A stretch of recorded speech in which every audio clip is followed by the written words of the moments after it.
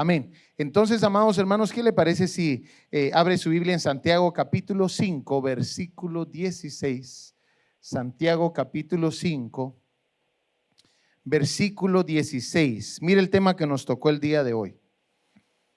¿Ya lo leyó? ¿Qué dice? Amén. Cuando menciono hombres no me refiero al género masculino, ¿verdad? Me refiero a los hombres en general, o sea, al ser humano. Amén. Los hombres de fe oran. Hoy vamos a aprender, amados hermanos, algunas cosas muy importantes acerca de la oración. Le voy a contar algunos testimonios que yo creo van a impactar su vida acerca de cosas que hemos presenciado acerca de la oración. Amén. Nos podemos poner todos de pie una vez más, por favor, y abrir su Biblia ahí en Santiago 5:16 y lo vamos a leer juntos. Santiago 5:16, la última parte, por favor, donde dice: la oración eficaz del justo puede mucho. Elías era hombre sujeto a pasiones semejantes a las nuestras, y oró fervientemente para que no lloviese, y no llovió sobre la tierra por 3 años y 6 meses. Y otra vez oró, y el cielo dio lluvia, y la tierra produjo su fruto. Vamos a orar. Padre, en el nombre poderoso de Jesús, te pedimos ahora, Señor mi Dios, de que tú te glorifiques en medio de nosotros. Te damos gracias por tu palabra. Te pedimos ahora que abra nuestros oídos, Señor, y nos des entendimiento en el nombre poderoso de Jesús. Amén y amén. Gloria a Dios. Tome su lugar, amado hermano. En el libro de Santiago hay 2 tipos de oraciones. Está la oración eficaz que miramos ahí nosotros, pero también está la oración vacilante. Y fíjese, amado hermano, que la mayoría de las personas tienden a hacer la oración vacilante. Es más, en algunos lugares, en algunas iglesias, se ha convertido una norma o un dicho, ¿verdad? O una doctrina en algunas veces, donde yo no sé si usted alguna vez lo escuchó, dicen: si usted ya oró una vez, ya no siga orando porque muestra que no tiene fe. Eso es un error bíblico, amados hermanos. Hoy voy a comprobarle con la Biblia que usted tiene que orar como Jesús oraba hasta que ocurriera algo. Amén. Entonces, de eso nos vamos a enfocar el día de hoy. Pero mire esa palabra que aparece ahí, eficaz. Esa es la palabra que aparece ahí y significa que produce el efecto esperado. Eficaz, que produce el efecto esperado. Yo quiero que se voltee con su hermano, por favor, y le pregunte: ¿usted ora hasta que su oración produce el efecto esperado? Voltéese con alguien y pregúntele: ¿usted ora hasta que su oración produce el efecto esperado? Fíjese que una de las cosas que vamos a notar de la oración eficaz que nos están mostrando aquí, nos están mostrando la oración de Elías y cómo su oración era eficaz. Nos vamos a dar cuenta que tenía fervor. Amén. Mírelo ahí conmigo. Dice: la oración eficaz del justo puede lograr mucho. Y nos dan un ejemplo. Elías era un hombre de pasiones semejantes a las nuestras. ¿Y qué dice? Y oró fervientemente. Entonces, tenemos que definir esa palabra ferviente. Esa palabra significa entusiasmo, dedicación, interés o empeño con que se realiza una actividad. Y aquí es donde, amado hermano, la palabra tiene que ayudarnos a tener nuestra propia doctrina, ¿verdad? Conforme a lo que la Biblia nos enseña, y nos está diciendo que cuando nosotros oremos como Elías oró, que él, amado hermano, le puso dedicación a su oración. No fue cualquier oración. Tuvo que haberle puesto dedicación. Dice: para que no lloviese. Pero también en Santiago aparece la oración vacilante. Diga conmigo: vacilante, por favor. ¿Dónde aparece eso, pastor? Ahí en Santiago capítulo 1, versículo 6. Vaya rápidamente conmigo, por favor, Santiago 1:6. Aparece en Santiago estos dos tipos de oración: la oración eficaz y la oración vacilante. Usted mire los ingredientes y pregúntese el día de hoy, ¿qué tipo de oración yo hago? ¿Cómo es mi estilo de oración? ¿Es una oración eficaz? ¿Qué significa eficaz? Que produce el efecto esperado. ¿O es una oración vacilante? Mire cómo es la oración vacilante. Santiago 1:6 dice: pero que pida con fe sin dudar, porque el que duda es semejante a la ola del mar, impulsada por el viento y echada de una parte a otra. No piense, pues, ese hombre que recibirá cosa alguna del Señor, siendo hombre de doble ánimo, inestable, ¿qué dice? En todos sus caminos. Bueno, uno de los ingredientes de la oración vacilante es, ¿sabe qué? La duda. La duda. La persona, amados hermanos, ora y dice: ¿será que Dios puede hacer esto? La duda. Fíjese que tuvimos uno de los primeros testimonios que le quiero compartir. Tuvimos una hermana de aquí de San Antonio, Texas. Ella tenía una enfermedad bíblica. Ella tenía el flujo de sangre, que yo no sabía que existía todavía hasta que ella llegó a nuestra iglesia. Escuchó ella de que en nuestra iglesia estaban ocurriendo algunos milagros, amados hermanos.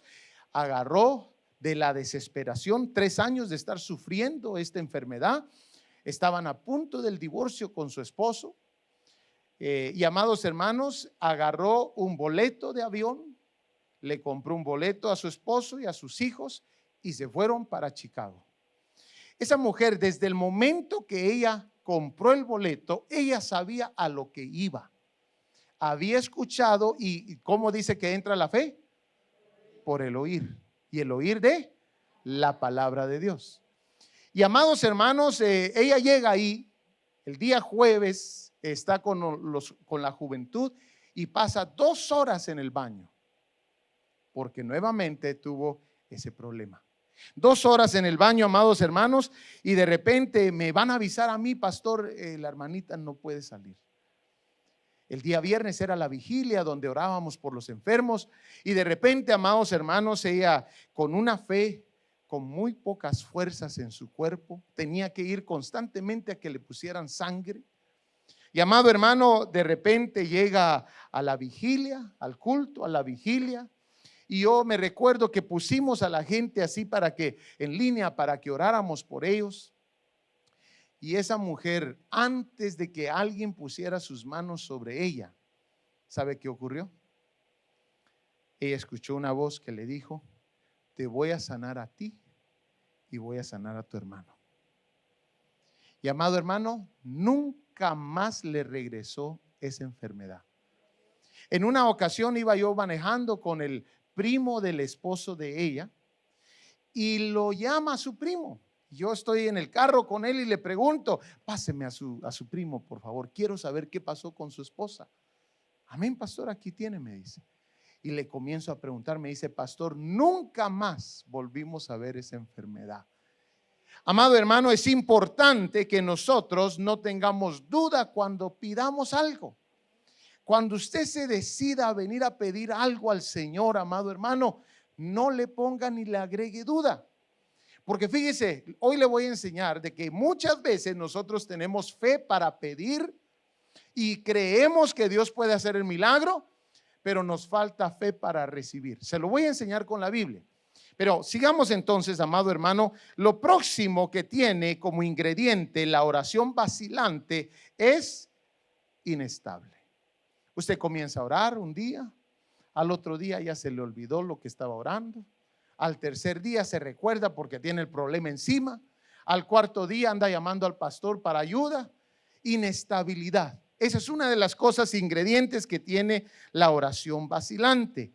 Entonces, hoy vamos a estudiar acerca de eso, mirando por favor rápidamente ahí en Primera de Reyes 17:3. Vaya conmigo por favor y mire en Primera de Reyes 17:3, porque nos están hablando de Elías, ¿verdad? Nos han estado hablando de Elías. Mire la fe de Elías, porque nos están mostrando la forma que Elías oraba.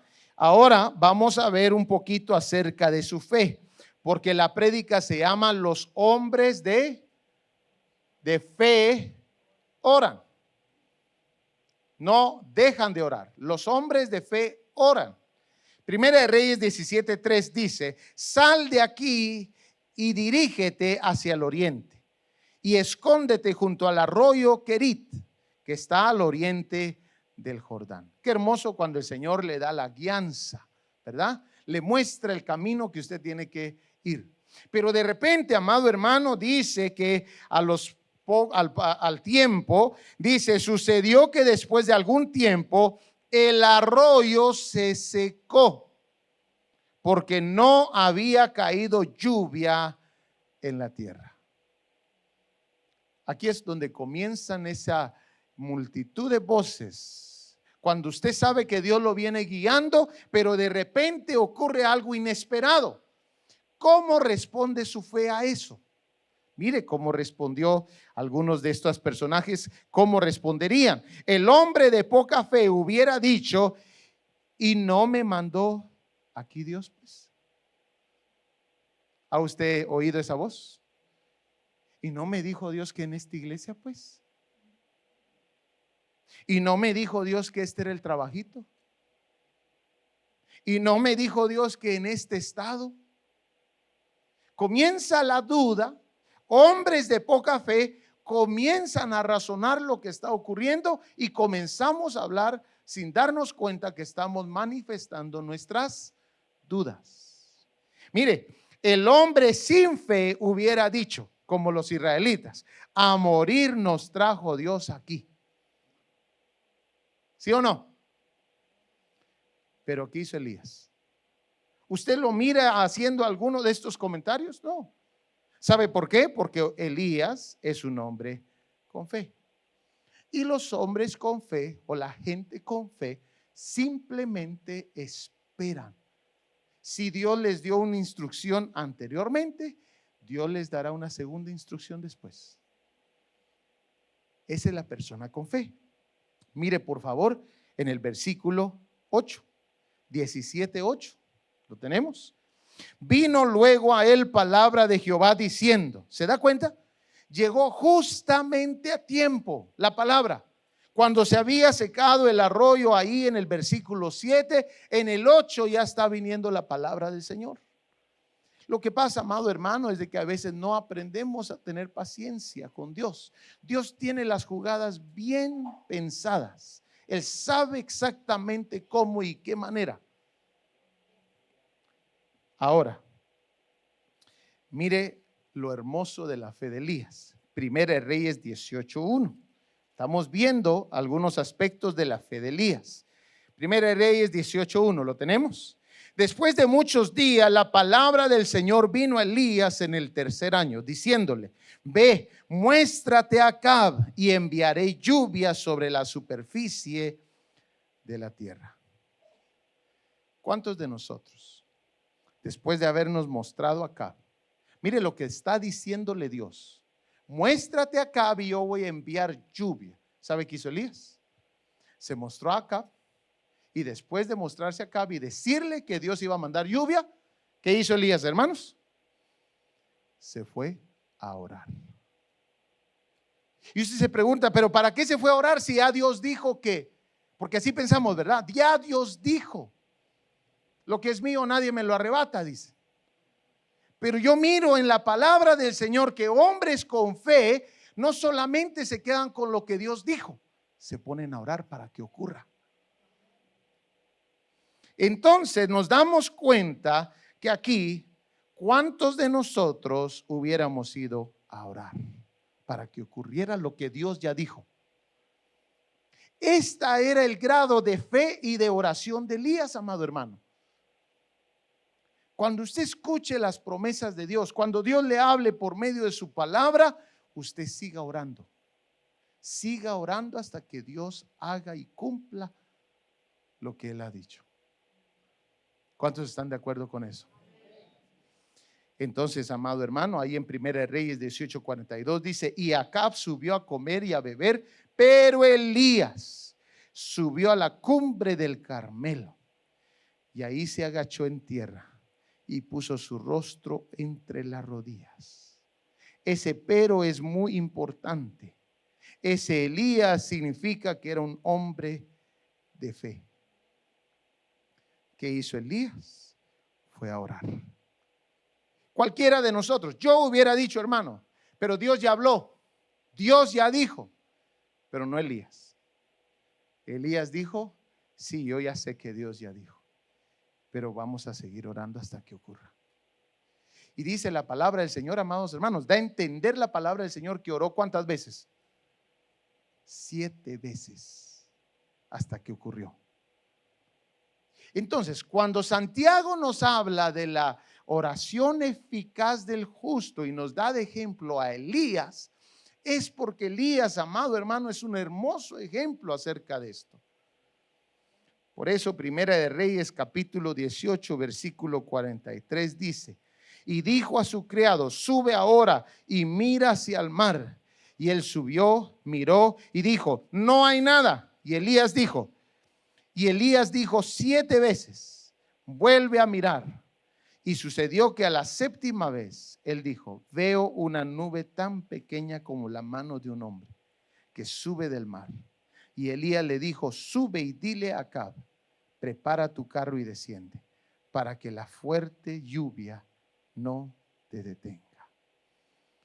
Estábamos nosotros, amados hermanos, en el 2017. Llegó una hermana y me dice: pastor, el Señor me dio una palabra para usted. Me dijo que lo van a sacar de este edificio. Hermanos, yo les soy franco, yo pensé de que me iban a sacar cuando se nos venciera el contrato, porque aquí en Estados Unidos todo es por contrato. Y hermano, nos faltaban 2 años. Entonces dije yo: bueno, sí, la hermana vio cuando ya se me vence el contrato. Ok, tengo 2 años. Hermanos, a las 2 semanas, 3 semanas, me están llamando: pastor Juan Lima, necesitamos tener una reunión con usted. 2017. Yo llamo a la hermana, me dejaron un voicemail. Yo llamo a la hermana y le digo: hermana, cuénteme el sueño otra vez, por favor. Ahí sí le quise poner atención. Pastor, el Señor me mostró de que lo van a sacar del edificio a usted y a toda su gente. Pero no se preocupe, recuérdese la segunda parte. Hermanos, yo ni pensé en la segunda parte. ¿Cuál era la segunda parte? El Señor me dijo que le iba a dar un templo a usted y que usted iba a comprarlo. Dije: hermana, yo no tengo dinero, no tenemos dinero. No se preocupe, el Señor me dijo también de que se le iban a dar renta con opción a compra. Estamos hablando de hombres de fe, ¿verdad? ¿Sabe qué me di cuenta? La poca fe que tenía. Dios me hizo crecer en fe para adquirir ese milagro. Hermanos, en 10 meses nos estaban sacando del edificio. En octubre del 2017, yo me estaba poniendo enfermo. No encontrábamos edificio. Y me recuerdo que me levantaba a orar, me ponía a ayunar, de todo, hermanos. Me ponía así, me ponía así, me ponía de todas formas, hermanos, a ver cómo Dios me respondía. Y me recuerdo que en una de esas ocasiones, de tantas, el Señor me habló y me dijo: llama al realtor que encontraste en la internet. Realtor, ¿cómo se dice? El agente de bienes y raíces. Amados hermanos, yo había encontrado, porque la hermana me había dicho: es el hombre que le va a vender la iglesia, el edificio, es un hombre alto, blanco, de canas, de barba canosa y es flaquito y con lentes. Así me lo dijo. Hermanos, pues yo me puse a buscar en la internet alguien que se pareciera a esta persona. Hermano, créame, teníamos ya 80 personas en la iglesia en ese momento. No encontrábamos. Allá en Waukegan las iglesias son de 100 personas, los edificios. Es bien difícil, porque nosotros teníamos la esperanza de crecer más. Amado hermano, encuentro a este señor ahí. Lo llamé, pero me dijo, no, nosotros no, yo trabajo para el banco y nosotros no podemos hacer ese negocio. Amado hermano, entonces yo ya no lo llamé más, pero esa vez el Espíritu Santo me dijo, llámalo otra vez. Dije yo, pues yo fui obediente, hermanos, yo no sabía ni qué le iba a preguntar. Cuando le llamo, él estaba vendiendo una iglesia, pero era una iglesia de 3.1 millones de dólares. Amado hermano, cuando le llamo, me dice, ¿cómo estás, pastor? Le digo, bien, gracias. ¿Cómo va la venta de tu iglesia? Bien, ya tenemos comprador. Ahí se me ilumina, hermanos. Necesito que me llames para venderme la iglesia que ellos van a dejar. Más de alguien va a dejar una iglesia. Sí, me dice, el comprador que tenemos va a dejar su iglesia y la quiere vender. Llámame. Hermanos, él se emocionó, yo me emocioné. Y hermanos, bueno, me llamó emocionado a las 2 semanas. Dice que quiere que vengas a ver la iglesia. Ya está a punto de comprarla. Hermano amado, no le quiero hacer muy largo esto. Entramos al edificio, renta con opción a compra en el 2017, octubre del 2017, para la gloria de Dios.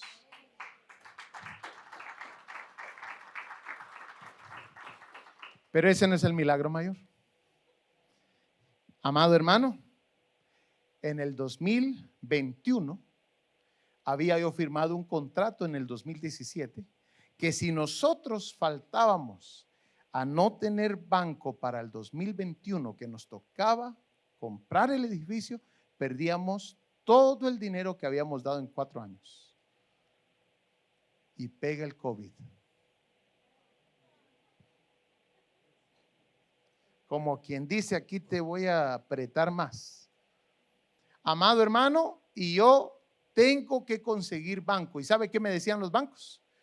No queremos hacer negocio con las iglesias porque acabamos de abrir otra vez los negocios. 7 bancos nos negaron. El 8º banco me dijo, Pastor Juan Lima, tienes $400,000. Necesitas $100,000. Necesitas un dinero más, me dijo. Y yo, hermano, como tenía todo el dinero del mundo, le digo, $100,000 está bien, le digo yo. Sin pensarlo, hermanos, yo no sé ni qué estaba pensando. $100,000 se oye muy bien, me dice. ¿En cuánto se los tengo que tener? 3 semanas. Estamos hablando de los hombres de fe oran. Amado hermano, me puse a orar. 3 semanas. Y me dijo, realmente tenía solo una, pero me voy de vacaciones 2, así que tienes 3, me dice. Hermanos, cuando él regresó de vacaciones, casi le hace como el rey cuando fue a ver a Daniel en el foso de los leones. Daniel, te ha salvado el Señor al cual tú adoras. Me da la llamada y me dice, Pastor Juan, ¿lograste conseguir los $100,000? Hermanos, yo no sé ni qué pasó. Le voy a decir lo que me cuenta la gente. Los hermanos, los jóvenes que vienen conmigo, ellos son testigos de todo esto. Hermanos, venía la gente de alrededor y decía en la puerta, escuchamos que van a comprar este edificio y venimos a dar nuestro granito de arena. Y los invitaban a la iglesia, vénganse, ya va a comenzar. No, nosotros tenemos nuestra propia iglesia, solo pasamos a dar nuestra ofrenda. Hermanos, un tras otro, gente de nuestra iglesia, 3 semanas, $100,000.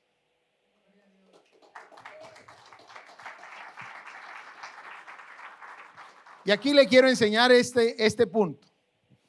Cuando nosotros comenzamos a experimentar esto de la oración, tiene que saber usted que la oración tiene intensidades. Usted no puede orar, amado hermano, de la misma manera cuando tiene el problema encima que cuando tiene unos meses para que se venga el problema.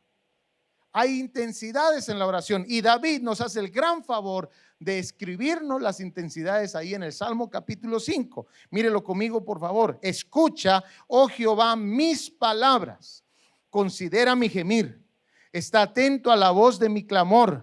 Rey mío y Dios mío, porque a ti oraré. 4 intensidades de la oración. La primera, palabras. ¿Cuántos hemos ido en el carro y estamos, amados hermanos, en comunión con el Señor, hablando con el Señor? ¿Cuántos han experimentado eso? Usted está hablando con el Señor y está dando palabras, ¿verdad que sí? Pero hermanos, ese tipo y esa intensidad de oración solo le funciona para ciertas cosas. Hay otras necesidades que se necesita gemir. ¿Usted se recuerda de alguien en la Biblia que gimió? Vayamos ahí, por favor. 1 Samuel capítulo 1, versículo 12.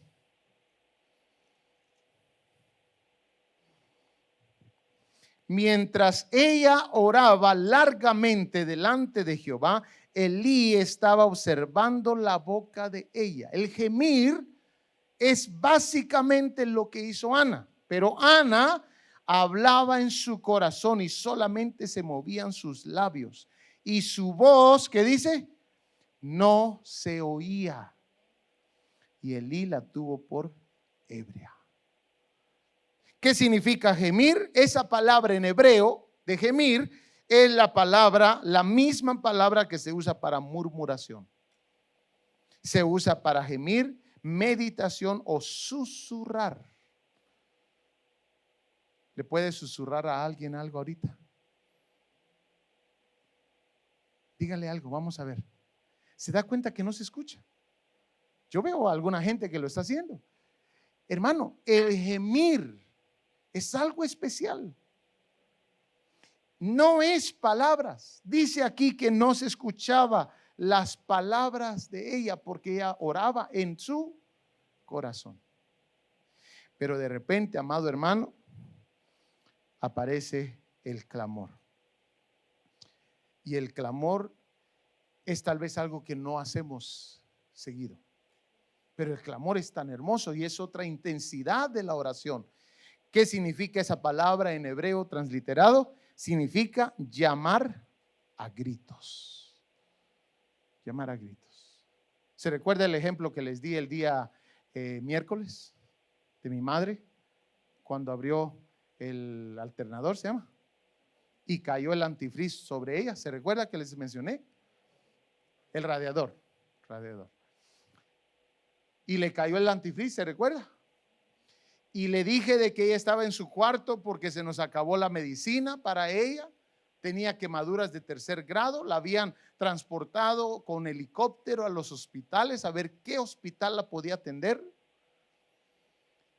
Y en esa ocasión que se le acaba la medicina, ella se pone ¿a qué? Clamar.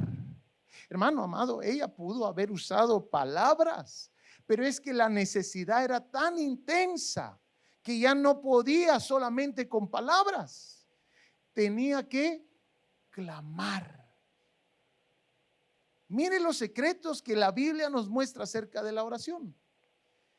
Había una necesidad de clamar y me dice ella, yo corrí cuando ella se cayó totalmente. No hubo silencio total y yo corrí hacia su cuarto y ella me dice, mijo, no entiendo qué pasó. Estaba clamándole a Dios y vino algo sobre mí y me quitó todo el dolor.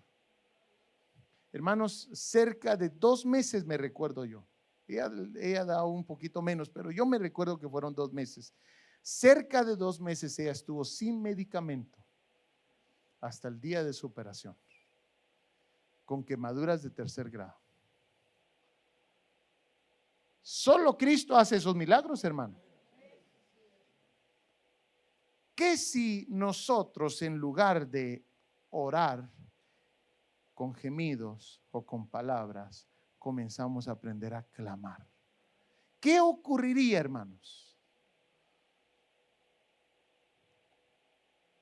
Y después está esta otra palabra que usa ahí David, oraré, que esa es la palabra también para interceder, intercesión.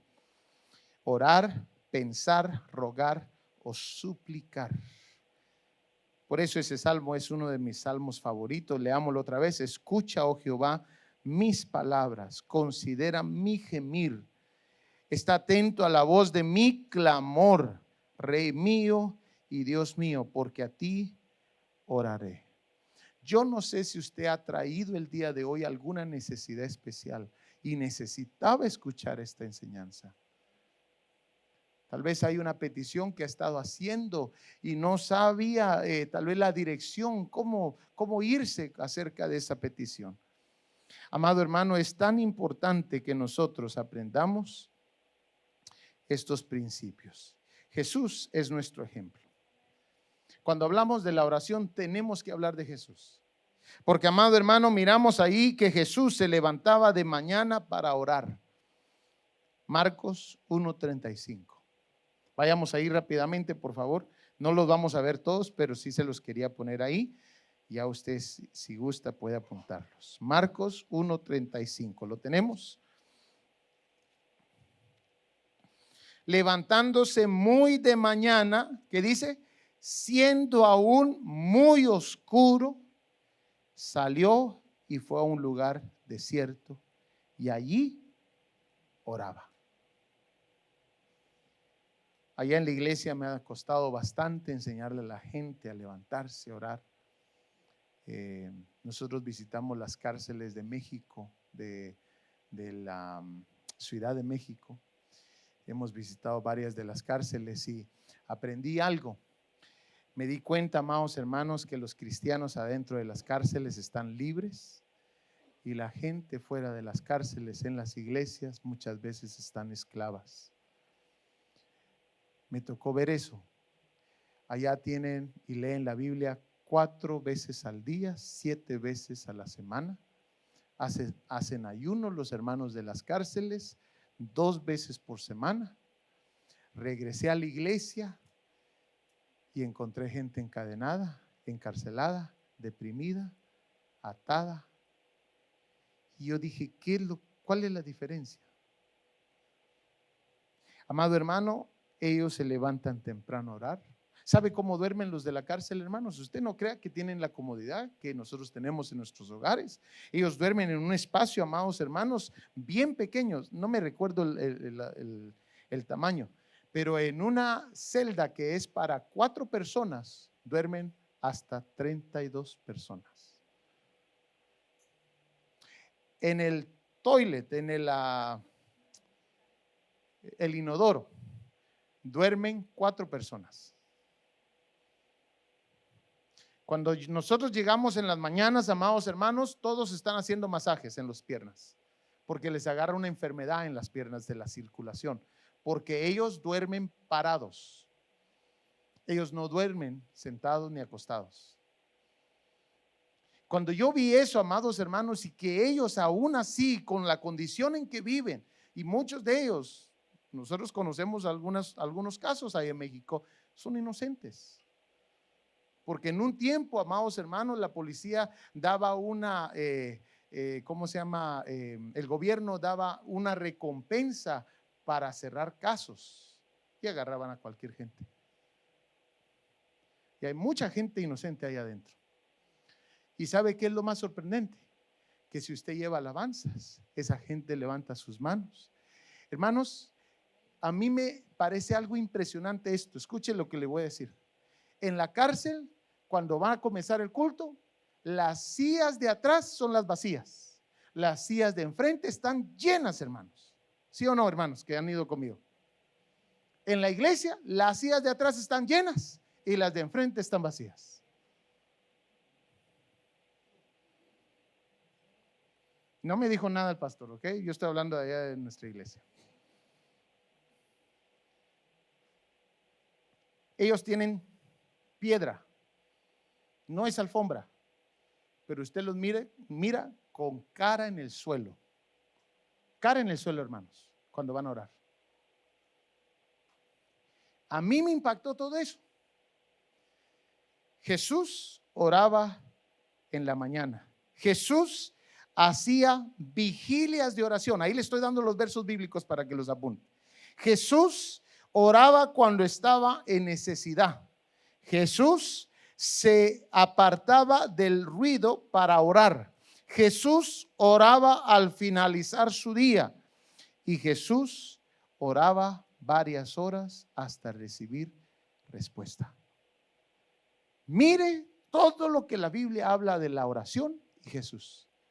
¿Quién es nuestro ejemplo? Jesús. Te quiero dar y finalizar esto con 5 puntos acerca de la oración. El primero, la oración debe de ser una necesidad. Necesidad. ¿Sabe por qué las iglesias ya no están fervientes? Porque ya no hay necesidad de orar. La oración tiene que ser una necesidad. El pueblo de Dios tiene que regresar a tener una necesidad. ¿Sabe qué es una necesidad, hermano? Como el oxígeno, como la comida, como el agua. La oración debe de regresar a las iglesias a ser una necesidad. Debe ser aquello indispensable para vivir. Lucas 5:16. Vaya conmigo, por favor.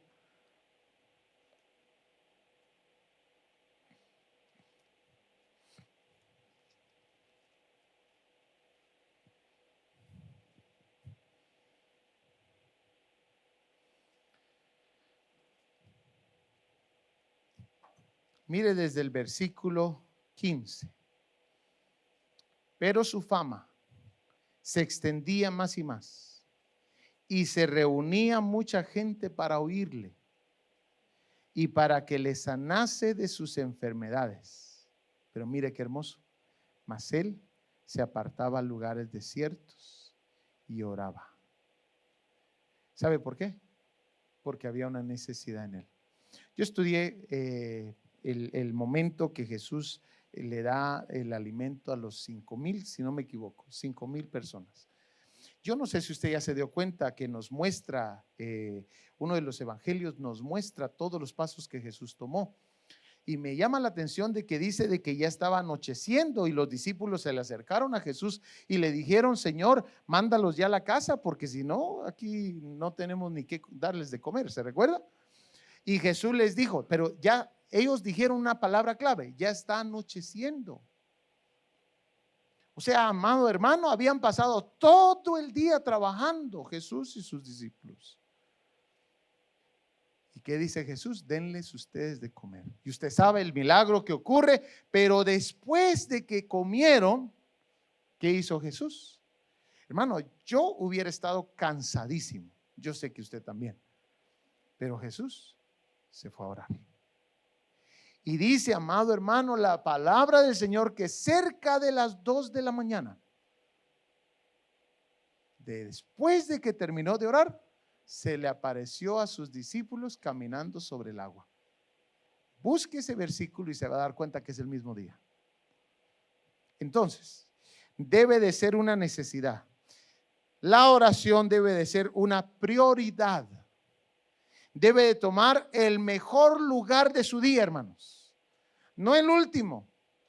No en la cama cuando ya estamos, amado hermano, ya con un ojo así, con un ojo así. La oración debe de ser una prioridad.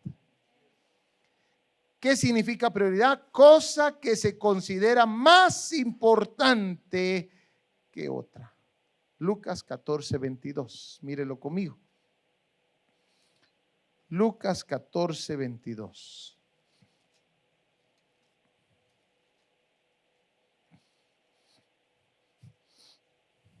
¿Lo tenemos?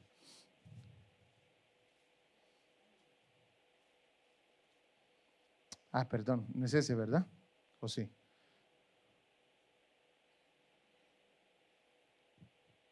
No, me equivoqué. Ay, hermanos, disculpen. Les debo ese versículo. Ni me recuerdo tampoco cuál es. Pero debe de ser una prioridad. No sé qué versículo sería. Yo creo que es el versículo que le estaba diciendo. Pero bueno, sigamos al próximo porque si no se nos va el tiempo. También debe de ser un ¿qué? Deseo. Mire, el personaje que más libros ha escrito acerca de la oración se llama Edward Bounds. Así se dice, ¿verdad? Edward Bounds. O Bounds. Es Mateo. Mateo 14:22. Vamos a ver.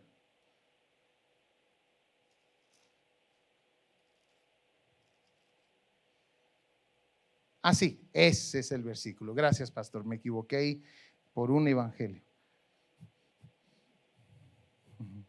Solo un evangelio me equivoqué. Amén. Mateo 14:22. ¿Lo tenemos? Enseguida Jesús hizo a sus discípulos. Esa es la escena. Mire, hermano. Acaban de matar a su primo, Juan el Bautista. Alimenta a él, pasa toda la noche, pasa todo el día trabajando. Y cuando anochecía, dice el versículo 15, se acercaron a él sus discípulos diciendo: el lugar es desierto y la hora ya pasada. Despide a la gente para que vayan por las aldeas y compren qué comer. ¿Se recuerda que le mencioné? Y en el versículo 22, después de que les dio de comer, mire por favor el versículo 22. Enseguida Jesús hizo a sus discípulos entrar en la barca e ir delante de él a la otra ribera, entre tanto que él despedía a la multitud. Despedida la multitud, subió al monte a orar aparte. Y cuando llegó la noche, estaba ahí solo. Y versículo 25, a la cuarta vigilia. ¿La cuarta vigilia qué era? 3 a 6 de la mañana. Amado hermano, se le aparece a sus discípulos nuevamente. Era una prioridad para Jesús orar, pero también debe de ser un deseo. Edward Bounds dice, es el que ha escrito más libros acerca de la oración. Él menciona esto: el deseo viene antes que la oración. Es más, él dice, amado hermano, cuando no tengamos deseos de orar es cuando más debemos de orar, porque algo se está perdiendo. También menciona, entre más fuerte es el deseo por orar, más intensa será la oración. ¿Por qué no podemos orar? Porque ya se perdió el deseo, porque ya no es prioridad, porque ya no es una necesidad. Tenemos una hermana en la iglesia, madre de 2 jovencitos acá, es una mujer de oración. En una ocasión, amados hermanos, ella está en su casa y el Espíritu Santo le dice: ve a orar ahorita porque uno de tus hijos está a punto de morir. Ella tenía a un hijo en los Marines. Comienza a ver si es ese hijo. No es ese hijo. Es algún otro hijo. Ella se pone a orar y a orar y a orar y a orar y a orar, amado hermano, mientras que su hija está a punto de accidentarse en el expressway dando vueltas. Su madre le salvó la vida por su oración. Ellos dos son testigos de eso. Cuando llega al otro día, hermanos, el Señor me había dado una prédica. La paciencia de Dios se está agotando. Y les dije: jóvenes, algunos de ustedes están colgando de un hilito por las oraciones de sus padres. Yo sin saber lo que había pasado el día anterior. Usted y yo no podemos dejar de orar por nuestros hijos. Pastor, es que ella es rebelde. No importa, usted siga orando, porque los hombres de fe oran. Los hombres de fe oran. No mira las cosas ahorita, no importa, ore. Ore, en algún momento el Señor le mostrará. Lo próximo, debe de ser una oración con fervor. Fervor es el entusiasmo, dedicación, interés o empeño con que se realiza una actividad, que ya lo leímos ahí en Santiago 5:17. Y por último, debe de ser una oración con humildad. 5 puntos acerca de la oración. La oración incorrecta es la que se hace con orgullo. La correcta es la que se hace dependiendo de Dios y con humildad. Y mi amado hermano, aquí aparece en el libro de Hechos, vaya conmigo por favor, lo que yo le mencionaba. Si usted va a orarle al Señor por un milagro, tenga fe para orarle al Señor y tenga fe para recibir el milagro. Déjeme ir a ese punto porque me voy a saltear todo esto. Ahí, Hechos capítulo 12, por el tiempo. Hechos 12, 12. Mire por favor cómo nosotros podemos hacer exactamente lo mismo que hizo la primera iglesia. ¿Lo tenemos? Usted sabe la historia de Hechos 12. ¿Qué está pasando? Pedro, acaban de matar a Santiago, a Pedro lo tienen en la cárcel y ahora los discípulos están orando por Pedro para ser liberado. Y ahí en el capítulo 12, versículo 12, Dios hace el milagro. Ellos estaban reunidos en la casa de Juan Marcos, pidiéndole al Señor el milagro. Tenían suficiente fe para creer que Dios hacía milagros, pero no tenían fe para recibir el milagro. Mire por favor, capítulo 12, versículo 12. Y habiendo considerado esto, llegó a la casa de María, la madre de Juan. Están hablando ahora de Pedro. Llegó ahí, el que tenía por sobrenombre Marcos, donde muchos estaban reunidos orando. Diga conmigo, orando. Cuando llamó Pedro a la puerta del patio, salió a escuchar una muchacha llamada Rode, la cual cuando conoció la voz de Pedro, mire, esta mujer sí tenía fe para recibir el milagro. Cuando reconoció la voz de Pedro, de gozo no abrió la puerta, sino que corriendo adentro dio la nueva de que Pedro estaba a la puerta. Y ellos le dijeron, ¿qué? ¿Se da cuenta? ¿Cómo usted puede tener fe para orar que Dios haga el milagro? Pero cuando Dios lo hace, usted no tiene suficiente fe para recibir el milagro. Estábamos en la cárcel y, amados hermanos, usted sabe, en la cárcel, en las cárceles, a veces hay negocios que se pierden porque nosotros vamos a regalar comida. Y la licenciada nos hizo una jugada. Llevamos comida, 11 cajas de comida para aproximadamente 500 personas. Pero no nos habían dicho que en la parte de arriba tenían otro grupo de personas. Bueno, nosotros les dimos de comer a los de máxima seguridad, 500 personas, se sirvieron hasta 2 veces.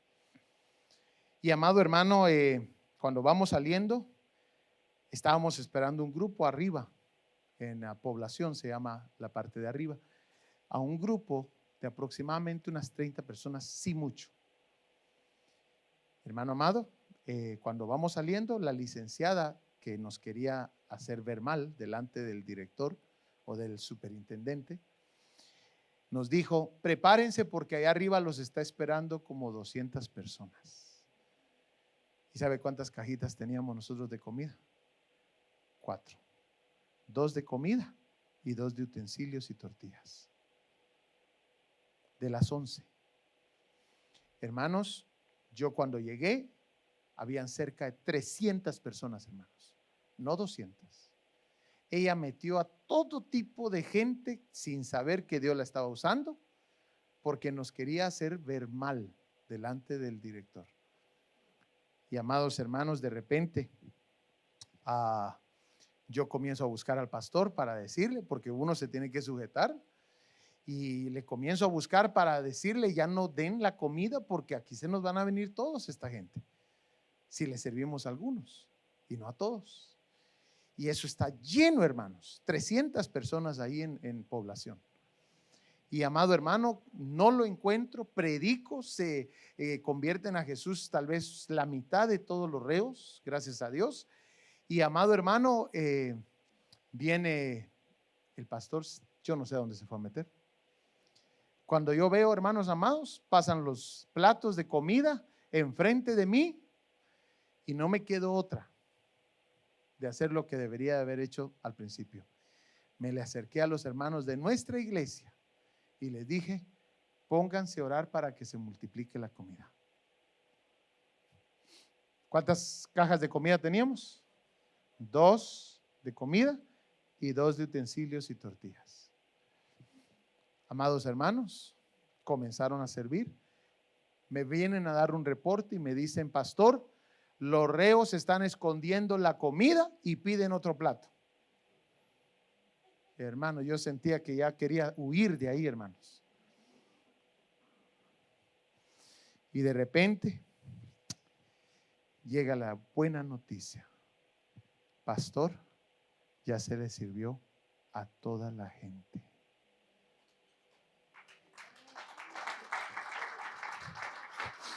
Los hermanos se pusieron a orar de tal manera, hermanos, que por primera vez delante de mis ojos yo veo la multiplicación de comida. ¿Sabe cuántas cajas de comida nos quedaron? 2 cajas de comida. Y le dimos de comer a 300 personas. ¿Quién de ustedes estuvo ahí? Araceli, ponte de pie. Ponte de pie, Araceli. Tú estuviste ahí, presente. Sí. Amén. Ella estuvo ahí. ¿Confirmas todo lo que he dicho? Amén. Gracias, Charlie. Entonces, con el poco tiempo que nos queda, ¿cuántos desean venir a orar? ¿Cuántos desean venir a pedirle al Señor por aquello tal vez de que le ha estado pidiendo, pero que ahora hemos entendido algunas cosas de la oración? Que no es solamente de palabras, se puede gemir, se puede clamar por un milagro. Hermano amado, Dios ha hecho varios milagros. He podido presenciar varios milagros.